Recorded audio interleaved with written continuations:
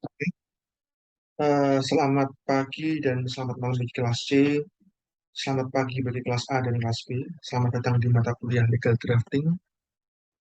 Pertama-tama saya mohon maaf karena terpaksa untuk perkuliahan hari ini saya menggunakan media YouTube karena ada permasalahan yang harus saya selesaikan dulu, sehingga untuk sementara dalam seminggu ini saya tidak bisa datang ke kampus.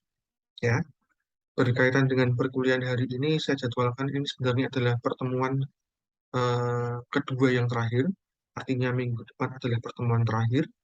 Jadi saya harap minggu depan bisa hadir semua. Nah, berkaitan dengan pertemuan hari ini, kita akan melanjutkan pertemuan sebelumnya yang membahas cukup banyak ya. Jadi kalau kita membahas mengenai mata kuliah legal drafting itu sendiri, kita udah cukup banyak membahas mengenai teknik-tekniknya. Nah, terus kita udah mulai minggu kemarin udah mulai membahas terkait apa namanya ilmu-ilmu yang ada di dalamnya, yang terutama berhubungan dengan teori-teori hukum yang ada yang berbahas mengenai masyarakat prismatik dan lain-lain yang akan kita lanjutkan di pertemuan hari ini.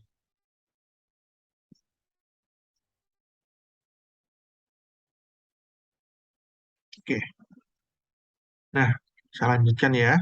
Oke, teman-teman sekalian, mahasiswa. Jadi kita kemarin udah banyak membahas terkait teori-teori hukum yang cukup relevan di bidang yang berhubungan erat dengan legal drafting. Nah, ada juga yang teori masyarakat prismatik yang membahas mengenai permasalahan-permasalahan yang ada di masyarakat yang sifatnya masih prismatik seperti Indonesia, yakni masyarakat-masyarakat yang berada pada fase atau masa peralihan dari masa tradisional ke masyarakat yang sifatnya rumit. Nah, fase peralihan ini sendiri juga dibarengi dengan banyak permasalahan, terutama di bidang birokrasi yang seringkali karena memang masih diisi oleh orang-orang lama, masih terbiasa dengan budaya-budaya birokrasi yang sifatnya tradisional, sehingga dengan adanya peralihan ini menimbulkan banyak permasalahan tersendiri seperti itu. Nah, terus ini ya, jadi contohnya peralihan dari masyarakat tradisional ke masyarakat modern, dan sebelahnya itu adalah masyarakat transisi yang berada di posisi antara masyarakat tradisional dengan masyarakat modern. Nah, terus kemudian terakhir eh, untuk materi kita untuk hari ini dan mungkin minggu depan yang akan saya bahas adalah inti utama dari teori-teori yang berhubungan dengan legal drafting. Jadi kalau kita bicara mengenai legal drafting, pada dasarnya salah satu unsur utama yang harus kita penuhi dalam membuat suatu peraturan perundang-undangan adalah apakah peraturan perundang-undangan tadi itu bisa mewujudkan nilai keadilan. Nah, saya tanya dulu nih, untuk keadilan itu apa? Ya, barangkali nanti bisa dijawab pada eh, Google Form yang tersedia. Bagaimana menurut kalian itu keadilan itu apa? Seperti itu. Karena keadilan sendiri ada berbagai macam ya definisi. Misalnya mungkin mahasiswa ada yang apa namanya tidak begitu pintar tapi tekun dalam berkuliah, atau mahasiswa ada yang pintar tapi tidak memiliki sopan santun seperti itu.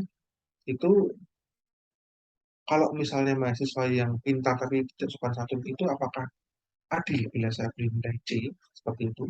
Ataupun mahasiswa yang mungkin tidak begitu pintar tapi saya lihat dia orangnya tekun, adilkah kok saya beri nilai A? Nah, kata-kata keadilan ini sendiri juga memiliki berbagai macam makna. Nah, untuk bisa mengetahui makna yang lebih dalam terkait apa itu nilai keadilan, bisa kita lihat dalam definisi-definisi berikut ini. Nah, yang pertama, kalau kita bicara mengenai nilai keadilan, saya rasa yang paling relevan adalah Plato, karena memang beliau adalah yang pertama kali mencetuskan apa sih itu keadilan. Nah, bagi Plato, keadilan adalah emansipasi dan partisipasi warga atau negara dalam memberikan gagasan tentang kebaikan untuk negara. Hal ini kemudian dijadikan pertimbangan filsafat bagi suatu undang-undang. Nah, Plato di sini beranggapan bahwa kalau kita bicara mengenai keadilan itu pada dasarnya ya dalam berhubungan erat dengan eh, kesempatan atau hak yang sama bagi setiap warga negara untuk memberikan gagasannya kepada negara. Jadi di sini keadilan ini bukan kerana yang apa namanya sifatnya umum atau global, tapi lebih ke arah tentang bagaimana dalam menyelenggarakan suatu negara. Next adalah keadilan menurut Aristoteles. Keadilan menurut Aristoteles ini sendiri dapat dimaknai dalam sebagai sebuah keseimbangan atau ukuran keseimbangan menurut Aristoteles adalah kesamaan numerik dan kesamaan proporsional. Kesamaan numerik ini adalah setiap manusia itu disamakan dalam satu unit, ya. Artinya apa? Setiap orang, nggak peduli dia kaya, miskin, ganteng, cantik, jelek, ataupun miskin, ya, dia sama di mata hukum. Nggak peduli jabatannya apapun. Kemudian ada juga keadilan proporsional, yakni bahwa setiap orang dapat memiliki harus mendapatkan haknya, yang di sini diberikan sesuai dengan kemampuan dan prestasinya. Ini berhubungan erat dengan keadilan proporsional yang mungkin saya contohkan tadi ya. Misalnya si A dia pinter tapi nggak rajin, atau B nggak pinter tapi rajin. Di sini ada pembagian keadilan sesuai dengan kemampuan dan prestasinya seperti itu. Ada penilaian tersendiri misalnya. Terus kemudian ada juga keadilan menurut Aristoteles yang kemudian dibagi lagi menjadi dua. Versi kedua dari Aristoteles yakni adalah keadilan distributif, yakni keadilan yang berlaku dalam ranah hukum publik yang fokus pada distribusi kekayaan dan barang lain yang diperoleh masyarakat. Ya, di sini Aristoteles melihat bahwa pada dasarnya ya apa namanya, setiap orang berhak mendapatkan kesempatan untuk menjadi kaya.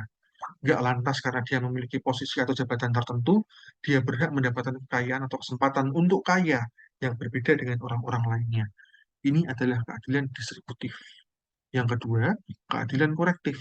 Nah, ini juga, ya ini berhubungan dengan membetulkan atau membenarkan suatu hal yang salah, memberikan kompensasi bagi pihak yang dirugikan, atau memberikan hukuman yang pantas bagi pelaku kejahatan. Ini keadilan korektif inilah yang menjadi dasar dari sebagian besar hukum yang ada, terutama perdata dan pidana. Nah, kenapa seperti itu? Kita bisa melihat dalam pidana misalnya pasal 362 itu maksimal 5 tahun penjara, ya. Pasal 388 itu 15 tahun penjara. Di sini ada keadilan yang proporsional, ya, karena kalau misalnya kita menghilangkan nyawa seseorang, otomatis hukuman yang diberikan kepada orang yang menghilangkan nyawa tersebut haruslah sepadan dengan apa yang dia ini hilangkan. Di sini negara menetapkan kalau misalnya menghilangkan nyawa orang lain itu setara dengan 15 tahun penjara maksimal. Seperti itu ya. Itu keadilan korektif dalam bidang pidana. Dalam bidang perdata juga sama. Misalnya pihak A menimbulkan kerugian bagi pihak B, maka ya pihak B ini kok dalam melakukan tuntutan penggantian kerugian ya sesuai dengan kerugian yang dia timbulkan. Dia tidak bisa menggugat si A melebihi kerugian yang ditimbulkan. Misalnya si B ditabrak mobilnya sama si A, mobilnya rusak parah. Kemudian dia meminta ganti rugi. Mobil tadi harganya paling cuma 120 juta, Avanza misalnya. Terus kerusakannya ditaksir mungkin sekitar 20 juta, misalnya ya. Kerusakan cuma 20 juta, dia minta ganti kerugian, mintanya 50 juta. Karena katanya ada kerugian yang sifatnya imaterial. Saya kaget, saya takut misalnya. Nah, di sini dalam teori Aristoteles tentang keadilan korektif ini tidak dapat dikatakan seperti itu. Itu bukanlah bentuk keadilan korektif. Sehingga menurut keadilan korektif ya yang bisa dimintakan ganti rugi ya sesuai dengan kerugian yang ditimbulkan. Oke, lanjut ya. Ada lagi teori keadilan menurut Derrida. Nah, menurut Derrida ini apa namanya, keadilan justru tidak diperoleh dari sumber-sumber dalam tatanan hukum, tetapi dari sesuatu hal yang melampaui hukum itu sendiri. Menurutnya, keadilan tidak berarti kesesuaian dengan undang-undang, karena kesesuaian dengan undang-undang belum memastikan adanya keadilan. Di sini, Derrida bilang bahwa keadilan itu nggak bersumber dari hukum, tapi dari suatu nilai atau sebuah hal yang sifatnya divine yang ada di atas, yang kemudian menjadi dasar dari hukum itu sendiri. Itu menurut Derrida. Ya, terus next lanjut ya. Nah, terus kemudian Thomas Aquinas kemarin udah kita bahas ya, teori keadilan menurut Thomas Aquinas. Ada distributif ya, ini adalah yang berkenaan dengan pembagian jabatan, pembayaran pajak dan lain sebagainya. Ada keadilan legal yang menyangkut pelaksanaan hukum yang berhubungan dengan lex naturalis atau memang hukum yang sifatnya alami. Ada keadilan komutatif atau keadilan yang sifatnya tukar menukar, yakni berhubungan erat dengan transaksi jual beli. Jadi dalam hal jual beli, apa yang kita tukar itu harus sama value-nya atau nilainya dengan satu sama lain. Jadi misalnya kalian apa namanya eh, menukar pisang dengan ikan, maka nominalnya harus sama. Ini berhubungan erat dengan transaksi barter ya. Karena memang di zamannya itu mungkin masih dikenal juga, masih ada praktik-praktik barter seperti itu. Ada juga terakhir juga adalah keadilan balas dendam. Ya, ini berhubungan erat dengan hukum pidana. Kalian mungkin masih ingat dengan di hukum pidana ada yang namanya teori inflict of pain. Ya, atau dalam bahasanya menimbulkan rasa sakit. Pada dasarnya memang apa namanya hukum pidana dalam membebankan suatu berbuat apa namanya suatu hukuman ya kepada apa namanya orang atau kepada si terpidana itu tujuannya adalah apa? Untuk menimbulkan rasa sakit, to inflict pain, to di apa konflik. Nah, rasa sakit inilah yang kemudian menjadi eh, pecut ya atau membuat si pelaku terpidana ini menjadi jera dan tidak mau melakukannya lagi dan dalam hal-hal tertentu misalnya seperti hukuman mati membuat pelaku-pelaku atau mungkin calon-calon pelaku lainnya menjadi takut untuk melakukan perbuatan yang serupa. Hal ini dapat dilihat ya dalam hal misalnya eh, peredaran narkoba, bandar narkoba itu dihukum mati. Tujuannya supaya apa? Ya supaya orang-orang tidak mau takut untuk mengedarkan narkoba secara ilegal. Seperti itu ya. Nah, terus lanjut. Ada lagi teori keadilan menurut Reinhold Zipelius. Zipelius membagi keadilan menjadi 5 bentuk, yaitu pertama, keadilan komutatif, yakni adalah keadilan timbal balik yang ada di masyarakat yang dilakukan melalui transaksi kontraktual. Keadilan terjadi pada saat pemulihan dari keadaan cedera hak, misalnya pemberian ganti rugi bagi pihak yang dirugikan. Ada juga keadilan distributif, yang ini lebih fokus kepada pembagian. Di sini, Reinhold ini lebih fokusnya ke ranah hukum perdata ya. Nah, misalnya di sini, misalnya ada seseorang yang memecahkan barang di toko, maka dia harus menggantinya tanpa melihat keadaan sosial ekonominya. Nggak peduli dia tuh kaya, miskin, pejabat atau enggak. Ini adalah keadilan distributif, ya. Adalah keadilan yang tidak memandang status dan apa namanya keekonomian seseorang. Berbeda dengan keadilan distributif menurut Aristoteles ya, yang di sini dibaginya sesuai dengan apa namanya hak dan kewajibannya. Terus ada juga keadilan pidana, yakni yang menjadi dasar dari pengenaan hukum seperti apa asasnya apa nulum delictum nulla puna sine lege privae ya. Terus juga ada keadilan hukum acara bahwa apa namanya hakim dalam memperlakukan si terdakwa itu nggak boleh berat sebelah. Terakhir ada keadilan konstitusional, yakni yang berhubungan dengan apa namanya pemilu ya. Oke, lanjut. Ada lagi keadilan menurut Gustav Freiburg. Nah, menurut Gustav Freiburg, keadilan ini memiliki berbagai macam arti.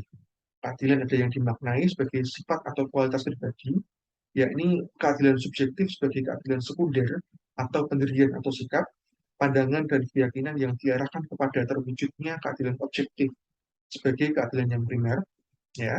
Terus ada juga nih keadilan yang berasal dari hukum positif dan cita hukum atau rechtsite. Nah, ada juga inti dari keadilan adalah kesamaan. Dalam hal ini Ratu mengikuti pandangan Aristoteles ya, yang membagi keadilan menjadi distributif dan keadilan komutatif.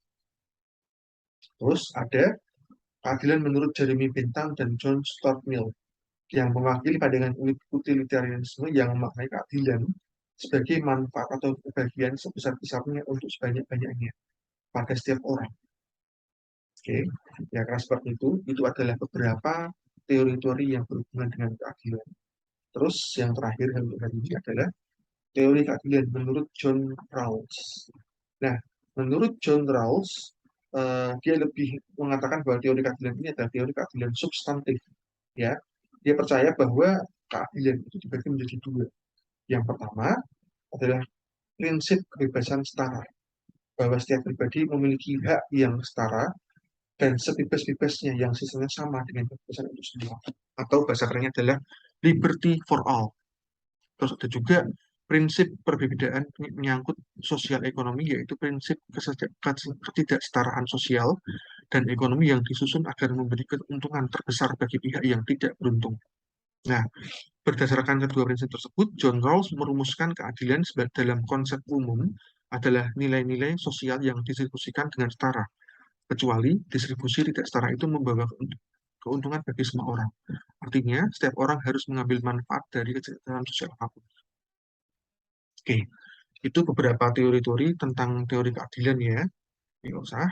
Nah, itu beberapa teori-teori yang berhubungan dengan teori keadilan. Ada banyak ya yang mencoba menggambarkan teori keadilan itu. Tapi di sini kita bisa lihat ada yang melihat secara spesifik yang berhubungan dengan hukum pidana, berhubungan dengan hukum perdata, berhubungan dengan hukum tata negaraan dalam hal pemilu ataupun dalam hal apa namanya ikut serta dalam partai politik ya seperti itu. Selain itu juga ada keadilan di bidang kerja apa namanya pekerjaan dalam hal setiap orang berhak mendapatkan gaji sesuai dengan pekerjaan yang dia lakukan. Kita tentu nggak bisa menggaji seorang CEO dengan cleaning service dengan apa namanya gaji yang sama, otomatis berbeda karena beban pekerjaan, beban tugas dan kewajiban yang tentunya berbeda. Nah, silahkan kalian rangkum ya apa namanya teori-teori hukum tadi, apa namanya teori-teori tentang keadilan tadi dalam Google Form nanti yang akan saya berikan dan berikan juga menurut kalian pandangan menurut kalian sendiri keadilan yang sejati menurut kalian itu seperti apa sih? Seperti itu ya. Nah, terakhir ini ada nanti kita mungkin akan bahas minggu depan secara lebih mendalam yakni teori pluralisme hukum menurut Werner Minsky.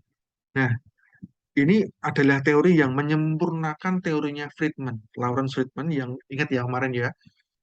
Jadi pada dasarnya kok kita pernah bahas ada yang namanya teori tiga unsur sistem hukum, yakni bahwa pada dasarnya hukum itu memiliki tiga unsur ya, yakni legal substance atau substansi hukum yang sifatnya tertulis, legal structure atau hukum yang sifatnya lebih ke ranah unsur-unsur penegak hukum, sama yang terakhir legal culture atau kultur hukum atau budaya hukum yang ada di struktur hukum maupun di masyarakat seperti itu.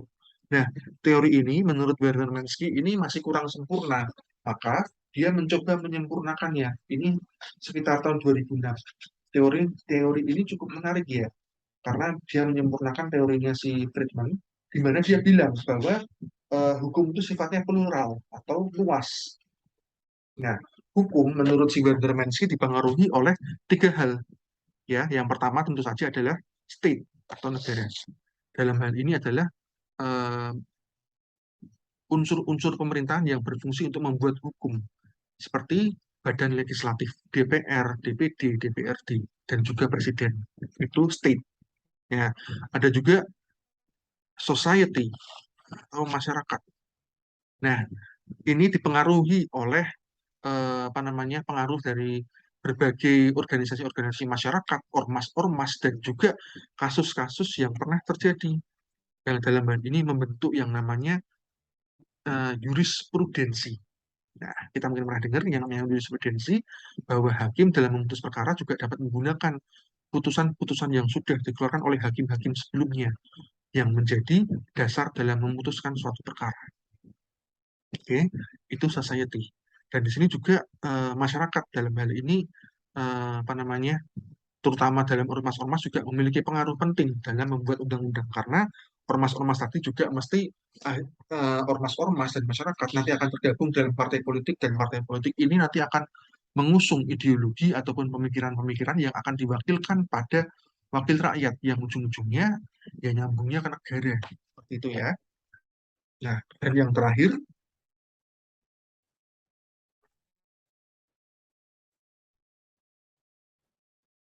adalah unsur-unsur yang sifatnya lebih ke arah metafisik atau yang ada di hati. Dalam hal ini adalah etika, moral, dan religion. Nah, etika, moral, dan religion ini adalah unsur yang secara hakiki ada dalam setiap diri manusia. etika misalnya. Etika ini adalah terkait hal-hal yang secara etis atau secara apa namanya eh, kesopanan, norma kesopanan tidak boleh dilakukan karena eh, bertentangan dengan nilai-nilai yang berlaku dalam masyarakat yang berhubungan dengan moral. Moral di sini adalah kalau etika tadi mungkin lebih ke ranah nilai kesopanan ya, tapi kalau moral di sini adalah hal-hal yang tidak boleh dilakukan karena ini bertentangan keras dengan apa yang masyarakat yakini sebagai hal yang benar, yang biasanya berbeda dengan etik ya. Kalau etika misalnya dilanggar, hukumannya paling berupa pengucilan dari masyarakat, apa pengucilan dari masyarakat atau bukan pengucilan sih, tapi lebih ke arah kayak eh, apa ya, ya pengucilan dari masyarakat sih. Tapi kalau moral, moral di sini dia persekusinya lebih berat seperti itu, berbeda dengan etika ya. Kalau etika misalnya kuliah kalian apa namanya pakai kaos ya, di sini saya nggak akan mempermasalahkan apa kalau kalian berangkat kuliah pakai kaos. Di sini saya mempermasalahkan itu berhubungan dengan etika. Hukumannya paling cuma saya sekedar menyuruh kalian keluar dari kelas saya. Itu etika. Kalau moral dia lebih ke ranah yang lebih berat ya. Moral misalnya mungkin dalam hal misalnya seorang laki-laki menikahi wanita yang jauh lebih muda, bahkan mungkin di bawah umur, seperti kasusnya Syekh Puji. Nah, di sini terkadang hal ini apa namanya oleh masyarakat dianggap miring ya, ataupun dalam hal-hal tertentu terkadang nilai-nilai moral ini juga tidak diatur dalam undang-undang, tapi masyarakat dianggap miring. Dan di sini persekusinya lebih berat. Kalau dalam hal etika tadi misalnya, saya paling cuma nyuruh keluar, minggu depan dia pakai baju kerah, saya masukkan, dia kuliah nggak masalah saya.